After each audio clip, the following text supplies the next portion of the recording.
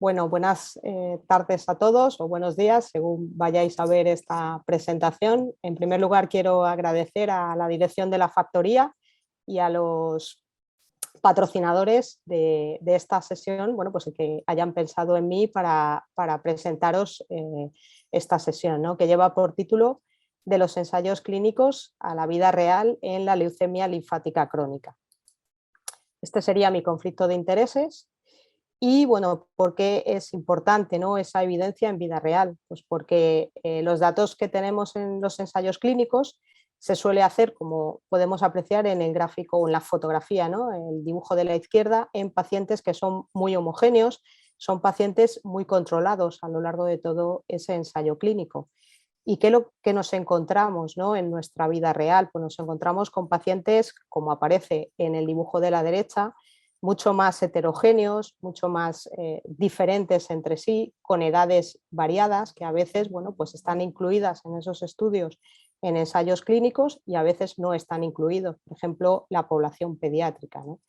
Y luego también la población, los datos en vida real, ¿no?, pues nos encontramos con que la población presenta una serie de comorbilidades que pueden ser estudiadas en los ensayos clínicos, que pueden ser analizadas por subgrupos o bien, bueno, pues que no se tienen en cuenta. Y es lo que nos encontramos en nuestra práctica clínica diaria. Por tanto, bueno, pues esos datos de ensayos clínicos se tienen que confirmar posteriormente con esa evidencia en la vida real.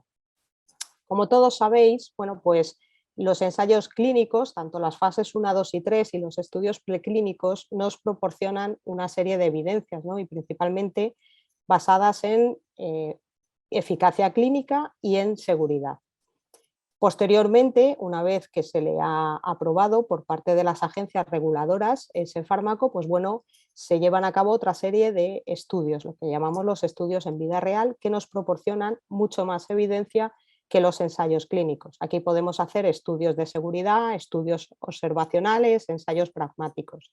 Y por tanto aquí, bueno, pues como he comentado anteriormente, obtenemos mucha más evidencia y nos tiene que confirmar todos esos datos que se han encontrado o que han dado esos resultados a nivel de eficacia y seguridad en los ensayos clínicos. ¿Qué ocurre en la leucemia linfática crónica? Basándonos en este real world evidence, ¿no? Pues valorar, ¿no?, en esa evidencia en vida real si los datos que obtenemos en los ensayos clínicos son replicables en nuestro día a día. Identificar las características moleculares de los pacientes pues, previo al inicio del tratamiento para poder optimizar el mismo. Valorar esas interrupciones de dosis o reducciones y su impacto en los resultados. Y por último, analizar y describir los acontecimientos adversos no evaluados en los ensayos clínicos. Hay efectos adversos que no aparecen en un tiempo a corto plazo, sino que aparecen en un tiempo a largo plazo y por tanto, bueno, pues esos estudios que se hacen en vida real pues podrían sacar a la luz estos posibles efectos adversos. En España tenemos un estudio que representa esa práctica clínica nacional, es un estudio multicéntrico, retrospectivo, observacional, que se ha desarrollado en 37 centros repartidos por todo el territorio nacional.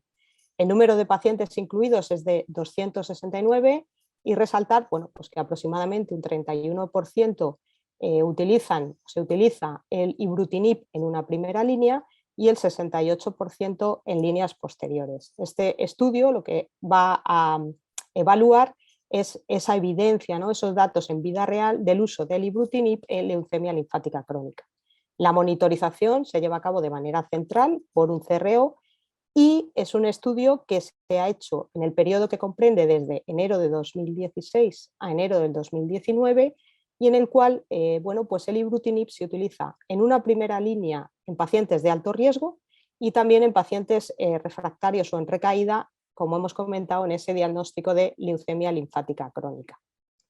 El perfil de pacientes, como podemos ver en la tabla de la izquierda, es un perfil de pacientes heterogéneo, ¿no?, en cuanto a edad, en cuanto a comorbilidades, en cuanto a terapias concomitantes, ¿no?, incluso características genéticas de la enfermedad.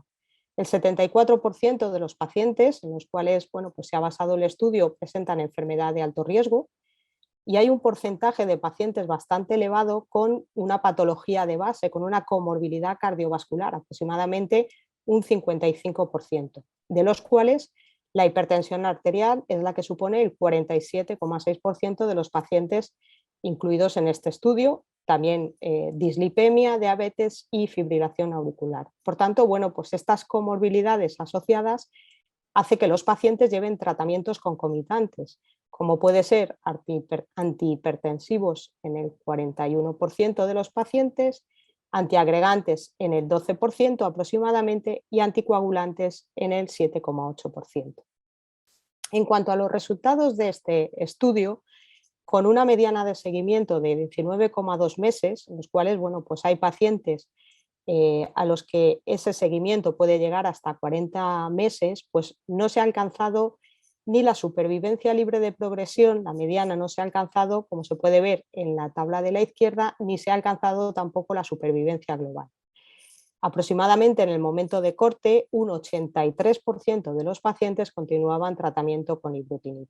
Por lo tanto, bueno, pues estos resultados que son de vida real de una corte española nos indican que existe una eficacia independiente de las características del paciente, ¿no? Como puede ser la edad del paciente, que puede ser mayor o menor a 65 años, factores de alto riesgo que puede presentar el paciente y características cardiovasculares del paciente.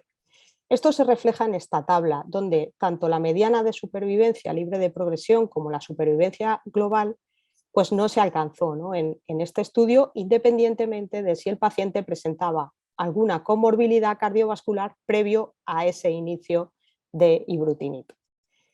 Respecto a lo que sería la discontinuación del tratamiento por progresión o bien por efectos adversos, nos encontramos con que es un porcentaje bajo respecto a los pacientes incluidos en el estudio y que coincide en cuanto al valor, sería de 5,9%. Si nos fijamos en la progresión, esas tasas de discontinuación por progresión de la enfermedad es menor en aquellos pacientes en los cuales ibrutinib se utiliza en una primera línea que en aquellos pacientes que ibrutinib se utiliza en una segunda línea o posteriores. De estos pacientes, bueno, pues el 56% tenía alguna característica de alto riesgo y esa discontinuación del tratamiento por progresión no se ve afectada por la edad del paciente. En cuanto a las tasas de discontinuación por efectos adversos, también coincide que son menores en aquellos pacientes en los cuales ibrutinib se utiliza en una primera línea respecto a cuando ibrutinib se utiliza en líneas posteriores. Solo el 11,5% de los pacientes, bueno, pues tuvieron que reducir la dosis por toxicidad. Y de esos, pues aproximadamente un 47% se reintrodujo esa dosis a dosis estándar. También indicar o reseñar que las interrupciones del tratamiento debido a los efectos adversos en una segunda línea es doble respecto al porcentaje de pacientes que interrumpen el tratamiento por esos efectos adversos y que estaban con ibrutinib en primera línea. Por tanto, bueno, si vemos la gráfica de efectos adversos, o la tabla, mejor dicho, de estos efectos adversos que tenemos reflejada en la izquierda, vemos que bueno, principalmente los efectos adversos son infecciones, infecciones respiratorias, sangrado o diarrea, algo que concuerda con lo aparecido o lo que aparece en los ensayos clínicos pivotales que le han dado la indicación a ibrutinib. Coincidiendo también un poco con lo que hemos comentado anteriormente, la tasa de efectos adversos fue menor en aquellos pacientes en los cuales ibrutinib bueno, pues fue usado en una primera línea frente a las líneas posteriores. La incidencia de efectos adversos no estuvo relacionada con la edad. La aparición de fibrilación auricular, que ya sabéis que es un efecto adverso que está relacionado con el uso de los inhibidores de la tirosina de Bruton, bueno, pues no se asoció a que el paciente tuviera una comorbilidad cardiovascular al inicio del tratamiento. Y como hemos comentado hace unas diapositivas, bueno, pues son pacientes anticoagulados y antiagregados. Esa administración concomitante de estos fármacos junto con ibrutinib pues no se asoció ni con la aparición ni con el tipo de sangrado. En este artículo que presentamos volvemos un poquito a lo que son los ensayos clínicos. Presentamos los datos de un seguimiento a 5 años, a 60 meses principalmente, en pacientes que derivan de los estudios pivotales, de 2 estudios pivotales, fase 3, que le han dado la indicación a ibrutinib. Como se puede ver en la gráfica de supervivencia global, bueno, pues aquellos pacientes en los cuales ibrutinib se utilizó en una primera línea no se ha alcanzado la mediana de supervivencia global.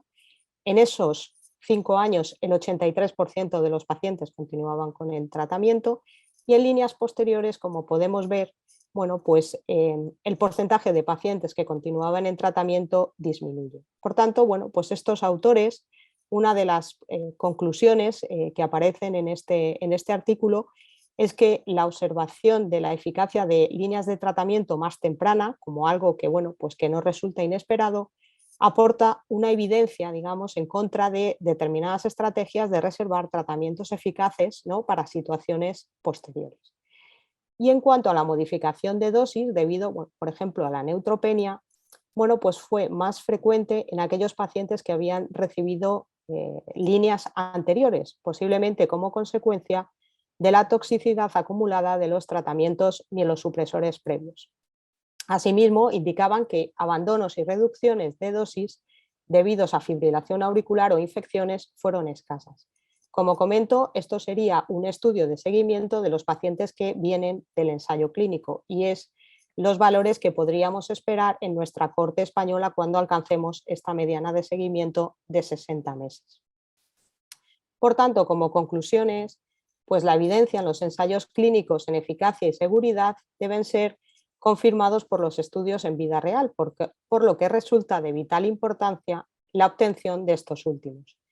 Ibrutinib dispone de un estudio observacional, ¿no?, de vida real, recogiendo resultados de práctica clínica nacional española, donde con una mediana de seguimiento de 19,2 meses, pues ibrutinib demuestra en vida real una eficacia independientemente de la edad y las características de alto riesgo del paciente.